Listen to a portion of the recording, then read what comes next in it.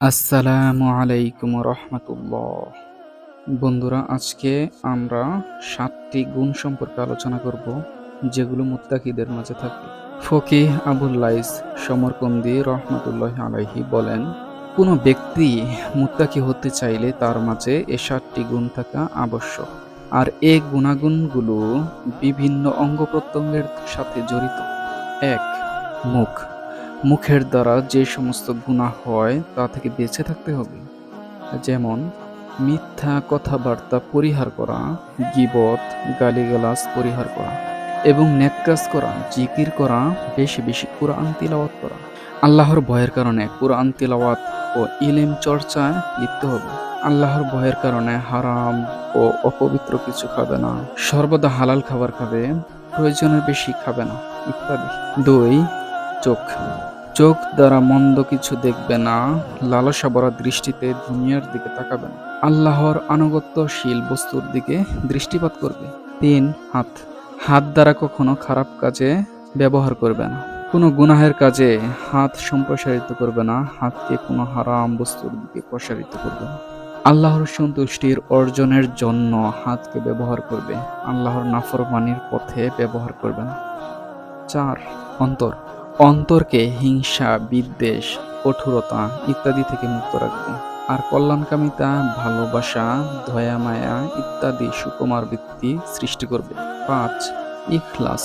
প্রত্যেক কাজ আল্লাহর সন্তুষ্টির অর্জনের জন্যই করবে, মানুষকে দেখানোর জন্য, সুনাম অর্জনের জন্য ইত্যাদি দুনিয়াবী উদ্দেশ্যে কোনো কাজ করবে না।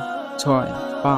পাকে ভালো কাজের দিকে ব্যবহার করবে, পা দ্বারা কোনো গুনাহের কাজে অগ্রসর হবে না, নেক ও ভালো কাজের দিকে সর্বদা অগ্রসর হবে। 7. কান। কানের দ্বারা কোনো গান বাজনা শ্রবণ করবে না।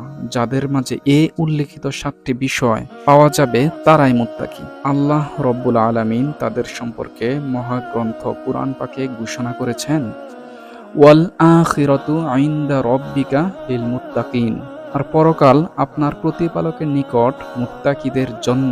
সূরা যুখরুফ আয়াত 35। ইন্নালিল মুত্তাকিনা মাফাজা। নিশ্চয় মুত্তাকিদের জন্য সফলতা রয়েছে। সূরা নাবা আয়াত 31। ইন্নালিল মুত্তাকিনা ফি মাকামিন আমিন। নিশ্চয় মুত্তাকিগণ নিরাপদ স্থানে রয়েছে।